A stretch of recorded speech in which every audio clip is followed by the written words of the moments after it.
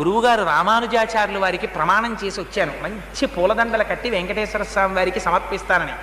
అందుకని ఇప్పుడు రాను, నాకు కుదరదన్నానని చెప్పన్నారు. అంటే అర్చకులు అలాగే వెళ్ళి చెప్పారు, ఆయన రారటండి ఇప్పుడు. అంటే ఏం చేస్తున్నాడన్నారు. మీకు పూలదండలు కడుతున్నట్ట, మొగ్గలు పాడైపోతాయిట, ఆయనకేం పనా పాడా అన్నాడండి అన్నారు. అంటే సరేలే అని నించున్నారు స్వామి. ఈయన తర్వాత పుష్పమాలికలన్నీ కట్టుకుని బుట్టలో పెట్టుకుని దాన్ని భుజానికి తగిలించుకుని లోపలికి వెళ్ళారు గుళ్ళోకి. వెళ్ళి ఈ పుష్పమాలలన్నీ అలంకారం చేద్దామని గడప దాటి చేతిలోకి తీసుకుంటున్నారు.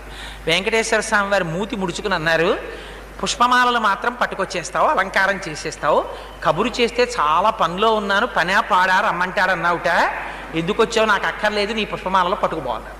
అంటే ఆయన అన్నారు, నువ్వు పుచ్చుకోకపోతే మానేయి, నాకు అనవసరం. మా గురువు గారికి నేను ప్రమాణం చేశాను, పుష్పమాలికలు నీకు సమర్పిస్తానని. కట్టేస్తాను, తెచ్చేస్తాను, ఇక్కడ ఉన్న తలుపు గొళ్ళానికి తగిలించి వెళ్ళిపోతాను. నువ్వు వేసుకోకపో, నాకు అనవసరం.